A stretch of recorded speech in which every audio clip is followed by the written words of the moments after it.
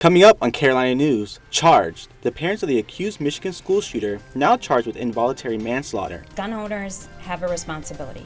Ahead, the main prosecutor describing the chilling moments from inside the school and how the community is reacting. Reinfected. Scientists warning that new Omicron variant could infect people even if they've had COVID before. The latest research from South Africa ahead. And The Nightmare Before Christmas. The actor who plays famous horror movie character Michael Myers returns to his alma mater to talk about his time in Columbia. It very much prepared me because it's very similar to the world of movie and television. And how he landed one of the scariest roles in Hollywood. Carolina News starts now.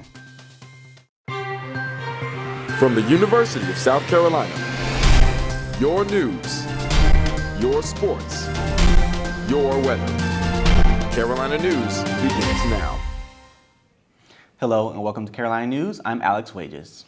Good afternoon. Thanks for joining us. I'm Allie McCraw. We're going to begin with some breaking news today. The parents of a 15-year-old accused of killing 4 students and wounding 7 others at a Michigan high school have been charged with involuntary manslaughter. Now, there is a manhunt underway for the suspect's parents. Our Stratton White is live in the newsroom with all the breaking details on the charges in reaction from community members. Stratton? That's right, Allie. The Oakland County Fugitive Apprehension team is searching for the parents of alleged Oxford High School shooter Ethan Crumbly. They were supposed to be arraigned in court right now after Oakland County Prosecutor Karen McDonald announced earlier today that they will be charged for what she considered egregiously negligent behavior, but they did not show up. James and Jennifer Crumbly have been charged with 4 counts of involuntary manslaughter after their son opened fire during school on Tuesday. He killed 4 students and injured 7 others. I spoke with a member of the Oxford community about the charges as they were filed and about the village of Oxford's path towards healing. But the facts of this case are so egregious. Reading this document, looking at it, reading the words, "help me," with a gun, blood everywhere, this doesn't just impact me as a prosecutor and a lawyer, it impacts me as a mother. McDonald detailed how they purchased the gun for their son, who was far below the legal age of gun ownership, and declined to take him home from school earlier that day after they met with administration regarding a violent drawing and note he made earlier in class. I think it's valid and it should happen because the parents were really the ones who gave him access to that gun. Erica Kevnick is a lifetime resident of Oxford who lives just 15 minutes down the road from the high school, and she's never seen the town the way it was that day. I was leaving for work Tuesday night, and just driving in the town felt eerie.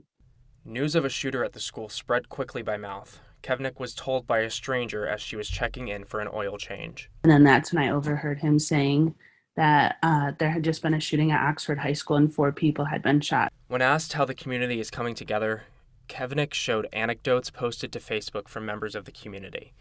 Stories of how a Tim Hortons customer paid for those behind him, saying, quote, "Oxford helps Oxford," end quote. And businesses across Metro Detroit are raising money for the families of Hannah St. Julia, Justin Schilling, Tate Meyer, and Madison Baldwin. While they are trying to heal, Kevnick says she and other Oxford residents are angry that gun violence like this has not been prevented. When does kids keep dying become a red flag for people? When asked what she thinks needs to be done, Kevnick said gun control legislation and mental health resources need to finally be implemented to prevent more incidents like the one she says she and Oxford may never recover from. Live from the Carolina News newsroom, I'm Stratton White.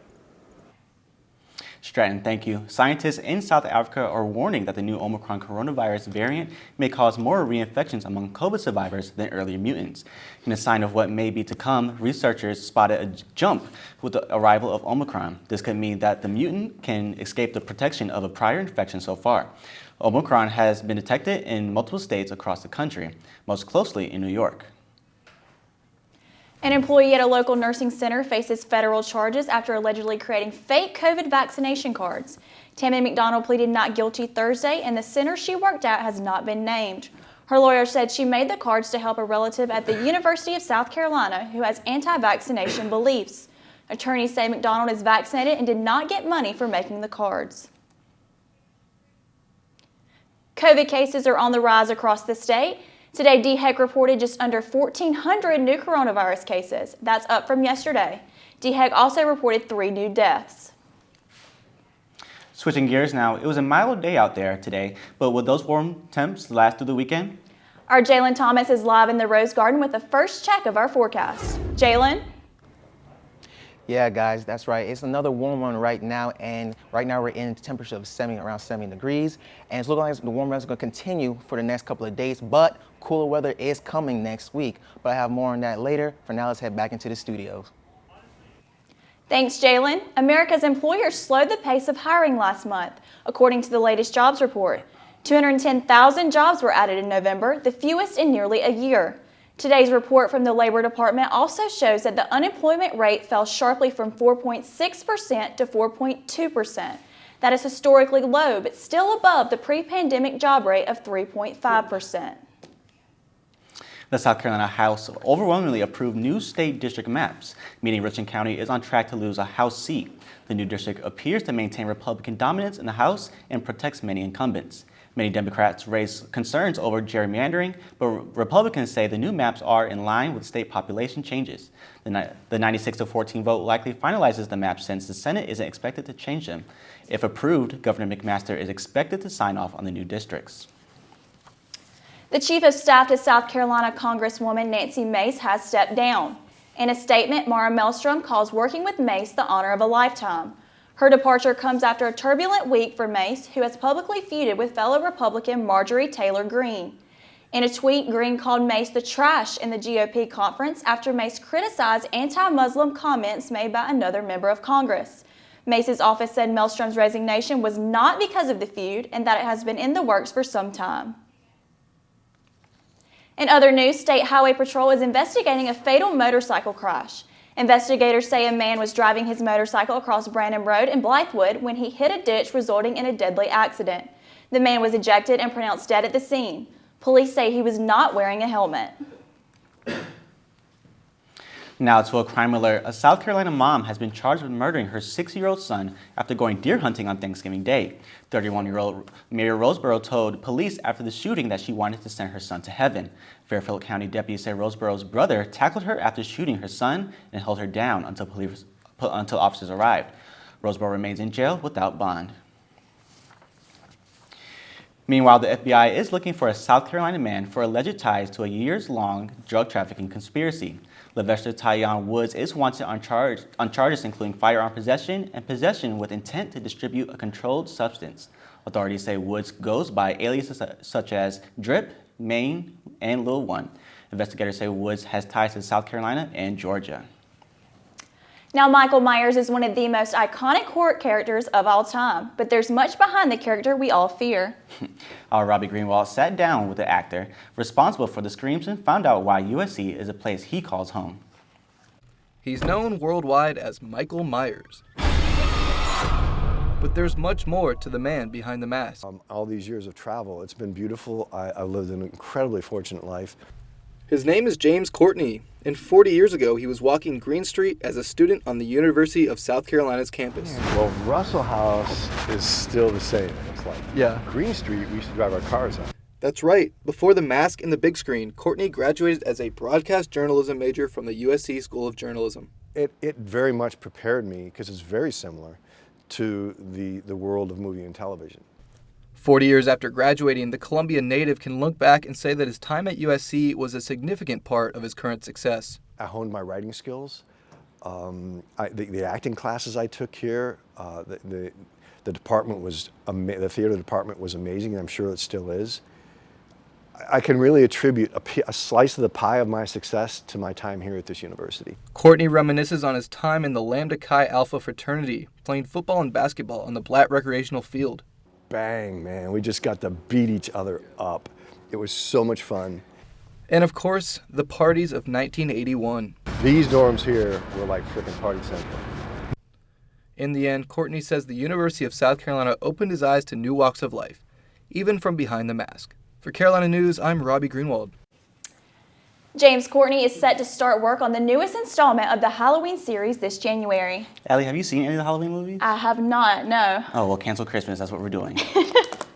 Anyway, still to come on Carolina News, the holidays have arrived in Casey. Ahead, how residents are showing the holiday spirit while also giving back. Welcome back to Carolina News. As we made our way into December, the city of Columbia is fully embracing the Christmas season. Our Bryce Jaquo went out to Casey and West Columbia to see how they're bringing in the holidays.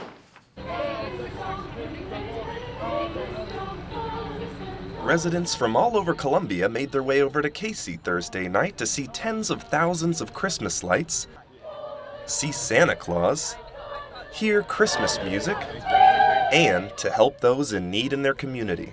This is called Casey Cares. I think it might be the 19th year we've done that. They bring canned goods and we split those canned goods. We send some to God's Helping Hands and some to Scooter Scott Project to feed the families in our communities. The Christmas Light Show was founded by the Casey Women's Club 43 years ago, and a big part of the event is the collection of hundreds of pounds of food to be donated locally. I'm in front of the municipal building here in Casey as this year's drive-thru event is still happening all around me. COVID-19 forced last year's celebration to become a drive-thru, but organizers found that it worked so well, they plan on continuing with the same drive-thru format.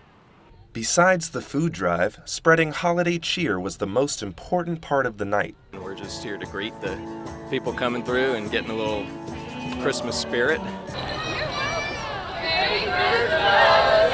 For Carolina News, I'm Bryce Jaquo.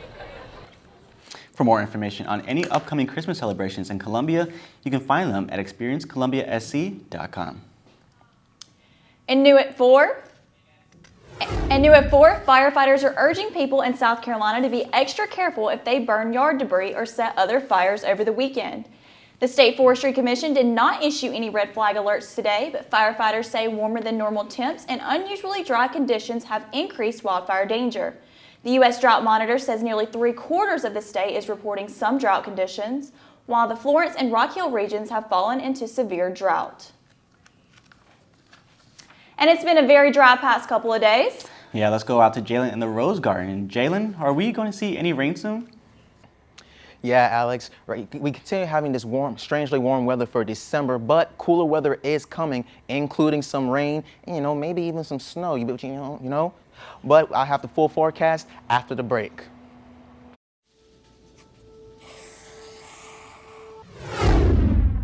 Welcome back to Carolina News. Currently in the streets of Columbia, it is warm, it is sunny with temperatures at around 77 degrees, humidity around 30%, and we got a nice little breeze from the south-southwest around 6 miles per hour.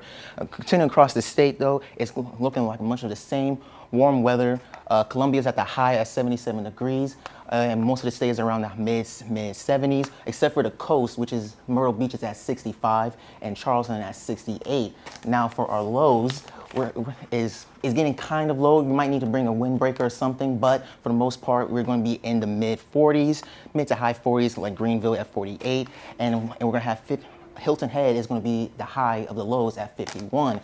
But we have been having relatively warm weather, but shifting into next week, you're going to see that, and we're going to have some cooler weather coming through, some colder weather systems in the upper north. The coast, you're going to see New York is going to have some snow, while the southeast is going to get some rain. We could potentially get some snow, but we probably won't be that lucky. We're probably still just going to get some showers. And finally, for our 5-day forecast, as I said earlier, Saturday and Sunday, we're going to get some at 77 degrees for high. And the lows is going to be at 47. Sunday as well is going to be 75 with lows of 52. Monday, we're going to have a pretty warm weather to end Hanukkah. Shout out to Robbie, our resident reporter. Tuesday, Tuesday and Wednesday is when we're going to actually get the showers with highs of 56 and 62 respectively, and lows of 46 and 49. And that's all I got for weather. Let's head back to the studio for Jake. Sports is next on Carolina News. We'll take a look at some of our high school football playoff games, a Thursday night NFL recap, a new NBA broken record, and a preview for tonight's women's basketball game. Coming up next on Carolina News. Welcome back to Carolina News. I'm Jay Coleman. For all of you high school football fans, Benedict College is the mecca of the gridiron this weekend. 10 teams from around the state converge at Charlie W. Johnson Stadium, and our reporter Jay Weaver is live on the field. Jay, how's the game going?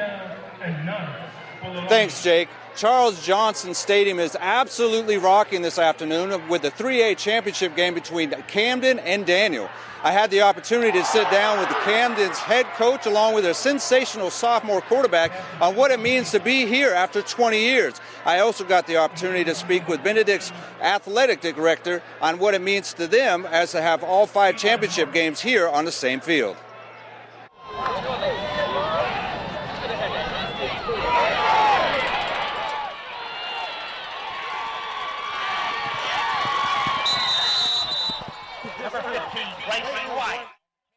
Grew up with older brothers, older siblings, so I've always been the young one, as you could say, but I mean, it's really nothing different. I mean, I treat them like they're the same age as me, they treat me the same age as them.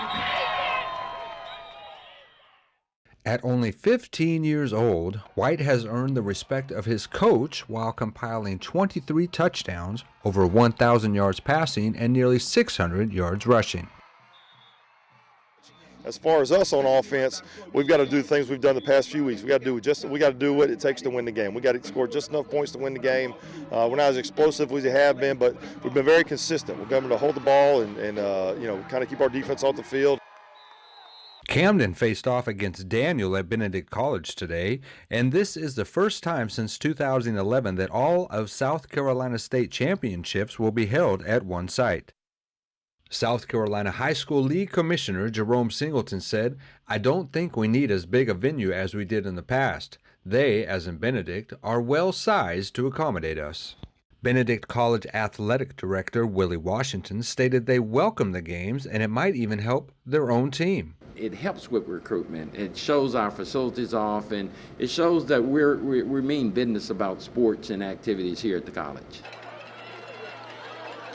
Washington also said he was very excited that the South Carolina High School League chose this stadium to hold these championships at and hopes that he can hold it here every year indefinitely. Reporting live from Walter Johnson Stadium, I'm Jay Weaver. Now back to you, Jake. I'm tossing it. Here you go. Go long. Thanks, Jay. Nice pass. With football on the topic of discussion, let's go ahead and take a look at some professional football that happened last night. The New Orleans Saints hosted the Dallas Cowboys, and both teams are looking to avenge their Thanksgiving Day losses. Here in the first quarter, it took a while for both offenses to get rolling. That was until this toe drag swag by Michael Gallup for the 1-yard touchdown. Let's look at it one more time. There we go, 1 and 2 feet in. Nice catch. Next possession, the Saints quarterback Taysom Hill looking to respond. He finds a wide open little Jordan Humphrey for the score, tying the game at 7. Third quarter now, 3-point game. The hand off to Tony Pollard here. He goes to the left. He's a runner. He's a track star. Turning on the Jets down the sideline for a 58-yard touchdown to put the Cowboys up 10. Hold on a minute. What's that? That's right. It's a big man touchdown alert. Right here, 300-pound Carlos Watkins intercepts Taysom Hill and strolls into the end zone to cap off the victory for the Cowboys. Look at him go, man. I mean, he's running as fast as I was when I was late for school trying to catch the bus. Cowboys win the final score of 27-17. Moving on to basketball here, something you don't see every day. The game heard around the world last night in the NBA.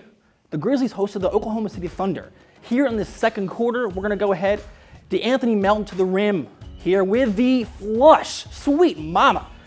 Melton again here from the top of the key, and bingo bango for 3. Next here in the third quarter, Jaren Jackson gets the pass with the quarter 3. Splash. Are you guys noticing something here?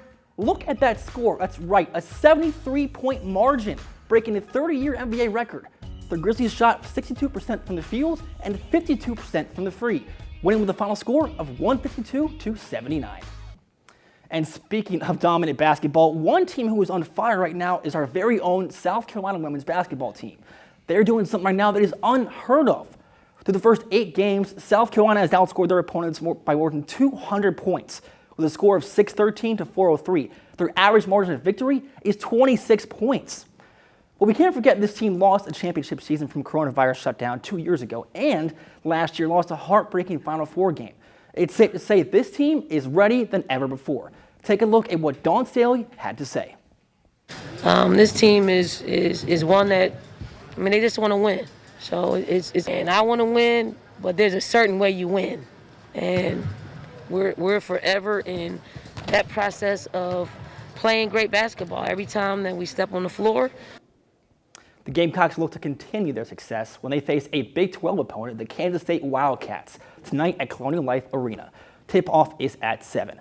And that's all we have for sports. For Carolina News, back to you guys at the desk. Thanks, Jake. Coming up on Carolina News, our time here at Carolina News is almost coming to a close. Ahead, a look back at some of the memories we made this semester.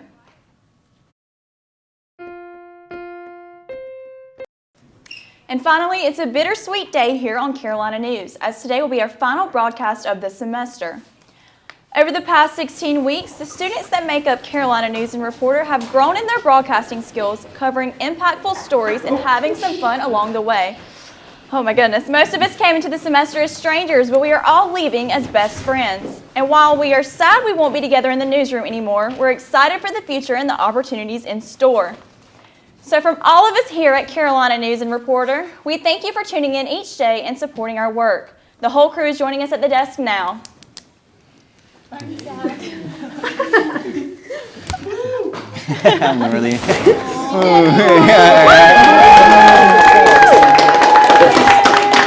Oh my goodness. All right, guys, that's all the time we have for Carolina News today. Thanks so much for being with us. And so we won't see you next semester, but they will see you next semester. Have a great weekend. Bye. Woo!